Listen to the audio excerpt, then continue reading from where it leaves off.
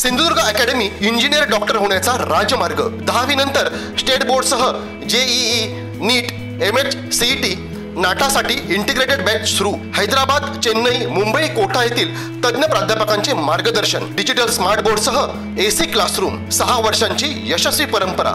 आमच्या संस्थेतील 82 विद्यार्थ्यांना मेडिकल तर 134 विद्यार्थ्यांना इंजिनिअरिंगला प्रवेश। पत्ता इंद्रायणी शिक्षण प्रसारक मंडळ संचलित Pushpasen Sawant science junior college, वाडी उमरमळा, मुंबई गोवा महामार्ग, ओरोस। संपर्क 9158 78 83 45 87 88 10 18 53।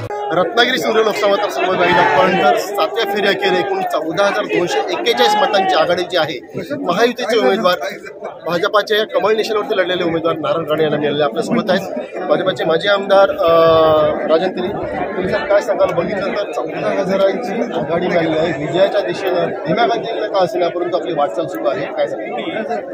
हा विजय आमच्या सगळ्यांच्या दृष्टीने निश्चित होता। पहिली गोष्ट म्हणजे भारतीय जनता पक्षाच्या सगळ्या कार्यकर्ते आणि या ठिकाणी घेतलेल्या नेत्यांच्या मेहनतीमुळे कमळ निशाणी ही पहिल्यांदाच लोकसभेला भारतीय जनता पक्षाच्या कार्यकर्त्यांना या ठिकाणी पाहायला मिळाली आणि हीच ईर्ष्या होती आणि म्हणून सगळ्याच सिंधुदुर्ग जिल्हा, रत्नागिरी जिल्ह्यातल्या बहुतेक भारतीय जनता पक्षाच्या कार्यकर्त्यांनी फार मेहनत घेतली आहे। ही काय थोडासा मतदानात ज्या अपेक्षा होत्या ते पूर्ण नाही झालं दिसत आहे, तरी पण आज जी यश आपण 14,000 पेक्षा जास्त मतं त्या ठिकाणी मिळाली आहेत। पोस्टल मतं या ठिकाणी जोडायची आहेत। आता 8वी फेरी या ठिकाणी संपली आहे। मला निश्चित खात्री आहे की जसं जसं आता प्रत्येक फेरीगत मतदान वाढत जाईल आणि शेवटी आकडा जो आहे तो आमचा अपेक्षित आकड्यापर्यंत या ठिकाणी निश्चितपणे या ठिकाणी होईल अशी माझी या ठिकाणी खात्री आहे। आणि या दृष्टिकोनातून भारतीय जनता पक्षाला जे नरेंद्र मोदी साहेबांनी आवाहन केलं होतं, 400+ जो नारा दिला होता, त्याच्यात आज मला एका गोष्टीचा आनंद आहे की रत्नागिरी सिंधुदुर्गची जागा सुद्धा आज इथल्या कार्यकर्त्यांच्या मेहनतीमुळे, इथले पालकमंत्री रवींद्र चव्हाण यांच्या मेहनतीमुळे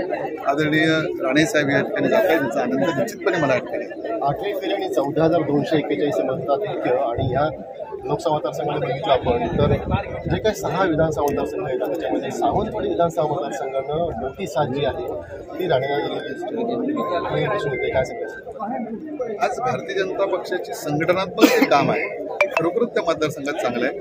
तिथल्या सगळ्या कार्यकर्त्यांची मेहनत आहे, तिथले सगळे आमचे पदाधिकारी आहेत त्या विधानसभा क्षेत्रात, प्लस त्या ठिकाणी असलेली सगळी म्हणजे सगळ्यात जास्त सत्ता केंद्र आहेत। म्हणजे भारतीय जनता पक्षाने 2014 पूर्वी कधी निवडणुका लढवल्या नव्हत्या, पण 2014 नंतर भारतीय जनता पक्षाच्या सगळ्याच कार्यकर्त्या ग्रामपंचायत त्या 3 नगरपालिका होत्या, ह्या आपल्या भारतीय जनता पक्षाचं त्या ठिकाणी कायम वर्चस्व होतं आणि त्याचंच परिपाक म्हणून आज आपल्याला एक रिझल्ट दिसतात। आजही मी तुम्हाला या ठिकाणी अभिमानाने सांगेन की 6 विधानसभा क्षेत्रात सर्वात जास्त मताधिक्य सावंतवाडी विधानसभेच्या ठिकाणी असणार आहे। का दगडावरची रेल हे कोणी नाकारू शकणार नाही, एवढं भरीव काम आज संघटनात्मक त्या पार्टीतल्या तिथल्या कार्यकर्त्यांची खूप मेहनत आहे आणि म्हणून तिथल्या कार्यकर्त्यांना मनापासून या ठिकाणी धन्यवाद द्यायचे। 10 वर्षांमध्ये हा चमत्कार झाला। यापूर्वी तुम्ही म्हटलं की 14च्या आधी कधीच भाजपाला तिथं काय सांगा यापुढे कसा असेल? या ठिकाणी भारतीय जनता पक्षाचा कायमच या ठिकाणी असणार आहे। आज लोकसभा ही या ठिकाणची नांदी आहे आणि लोकसभेनंतर विधानसभेला आपण ज्या ठिकाणी पक्षाचे वरिष्ठ नेते ठरवतील त्याप्रमाणे इथला सगळा रिझल्ट इथली जनता या ठिकाणी देईल याचा या ठिकाणी मी निश्चितपणे आशावादी।